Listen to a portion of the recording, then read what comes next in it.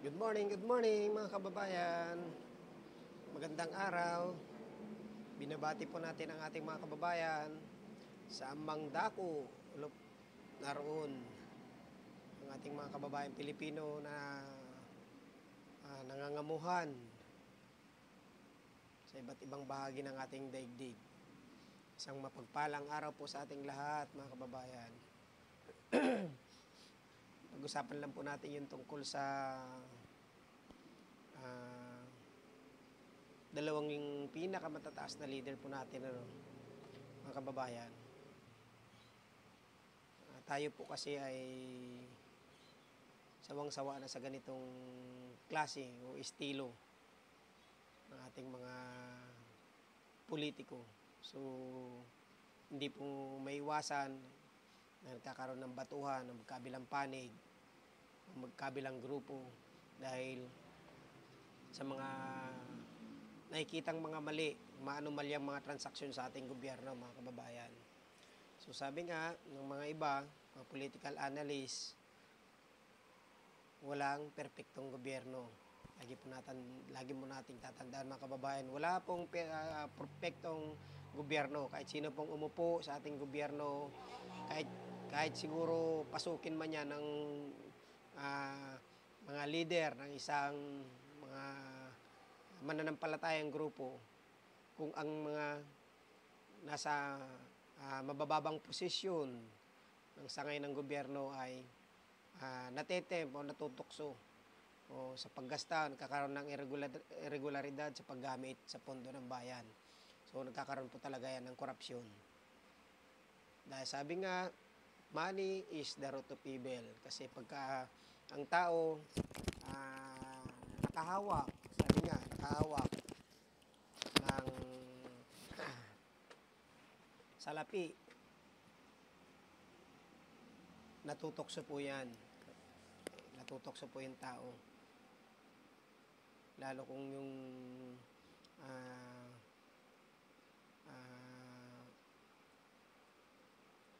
gobyerno natin walang tamang direksyon sa paghawak o paggasta sa kaban ng bayan. So sa ngayon, ang nakikita ko naman po dito sa dalawang pinakamataas na leader ng ating bansa ay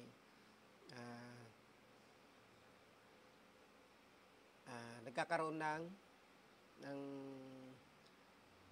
nais o pagnanais ng ating pangalawang Pangulo na palitan agad sa ating kasalukuyang administrasyon. So, para sa akin naman po yun is hindi naman dapat agad-agad kasi nga may 4 years pa ang ating kasalukuyang administrasyon ng mga kababayan.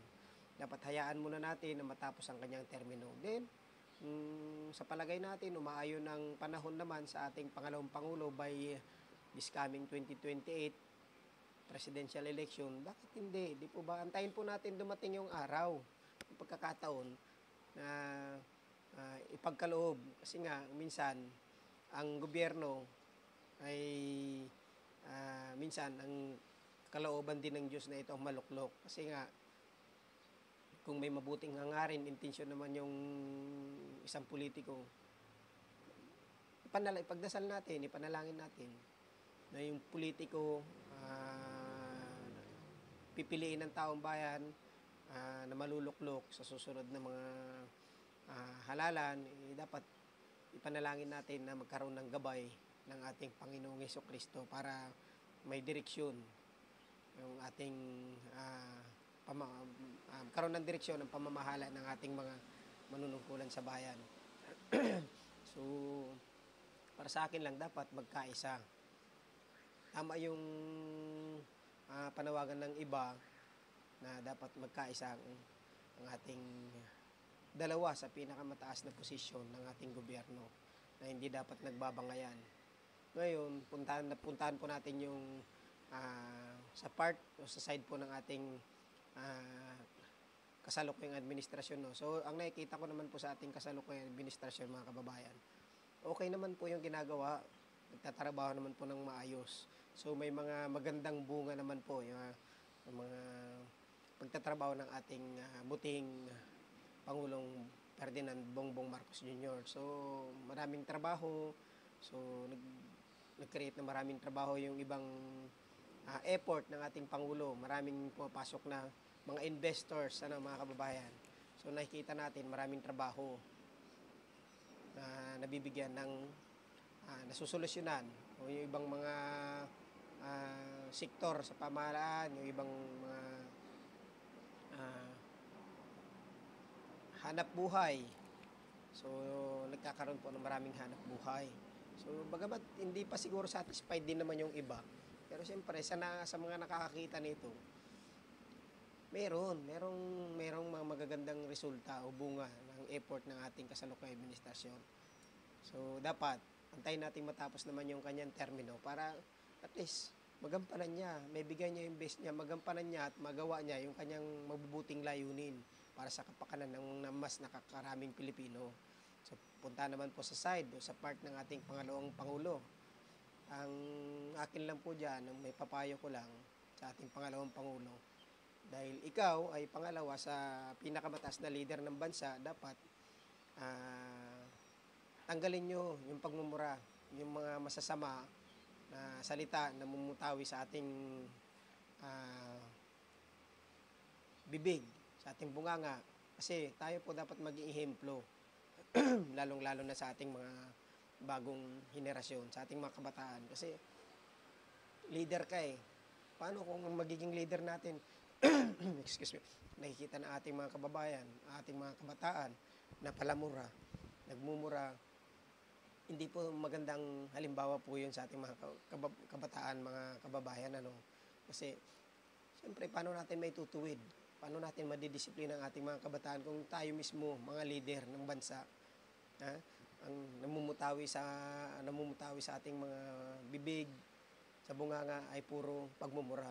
So, hindi po maganda yon, mga kababayan. At saka ito pa, ngayon, kung may nakikita tayong mali sa ating gobyerno, sa ginagawa ng ating presidente, bakit pag-usapan ninyo ng maayos? Hindi yung dadaanin natin sa pagmumura, sa kesyo ganito, diba? Hindi po tayo, parang pinapakita natin na mas tayo yung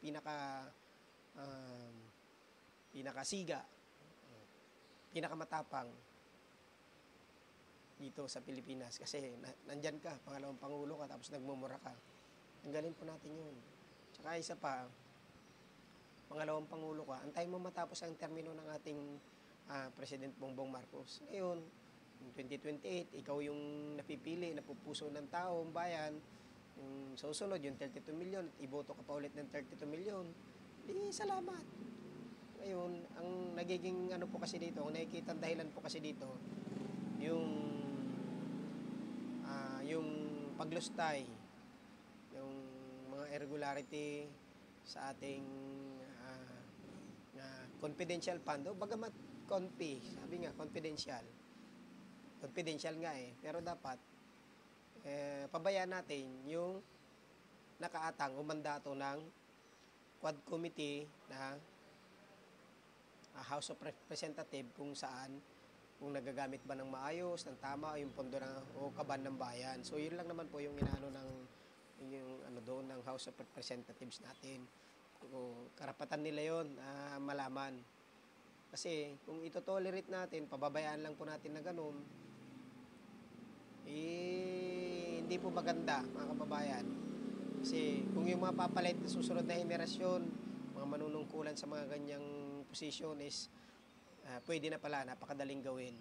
So, kailangan, dahil boses ng taong bayan yan, yung House of Representatives, binigyan natin sila ng mandato na bantayan kung ano man yung inatang sa kanila, bantayan ng kaban ng bayan, ipaubayan natin sa kanila, bigyan natin sila ng tamang pagtrato. Kasi meron tayong tinatawag na executive, judiciary, then ang tinatawag na ang sangay ng ating kapulungan ng Kongreso. So, dapat kung may nakita silang mali, at gusto nila mag-imbestiga, bigyan natin, sagutin natin. Kung wala ka namang ginagawang mali, bakit hindi mo sagutin, di po ba? Sagutin natin. Kung sa palagay natin na bias, meron namang Korte Suprema. Di paubayan natin sa Korte Suprema. Isa yung magkaroon ng tawag nito, conflict.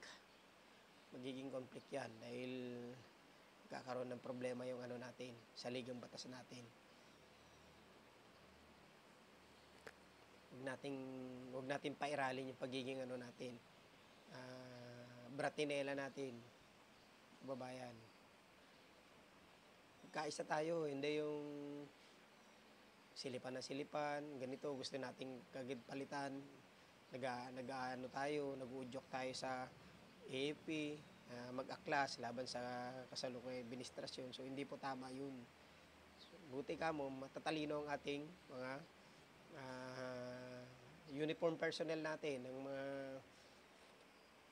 mabubuting gawain ng ating mga matataas na leader dyan sa Armed Forces of the Philippines at saka sa PNP, sa Philippine National Police. So, lumalagay sila sa tama dahil yun ang binigay sa kanila.